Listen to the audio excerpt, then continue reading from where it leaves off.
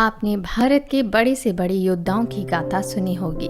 यहाँ तक कि शहर के कई अहम चौराहों पर उनके स्टैचू लगे हुए देखे होंगे, जहाँ वे अपने घोड़े पर सवार अपना हथियार लिए होते हैं। क्या आप जानते हैं आखिर ऐसा क्यों होता है? कभी घोड़ों की टांगे ऊपर, कभी नीचे, तो कभी एक टांग हवा में होती है।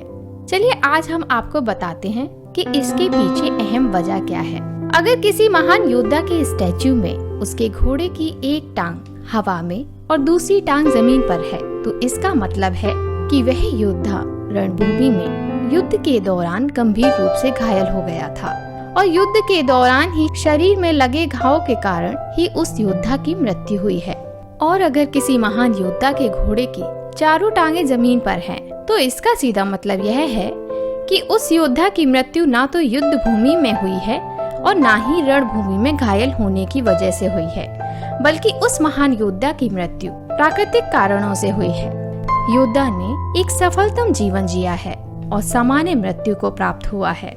और अगर आप कहीं देखते हैं कि किसी स्टैचू में योद्धा के घोड़े के दोनों टांगे हवा में हैं, तो आप समझ जाना कि वह योद्धा रणभूमि में दुश्मन से युद्ध करते हुए वीरगति को प्राप्त हुआ था।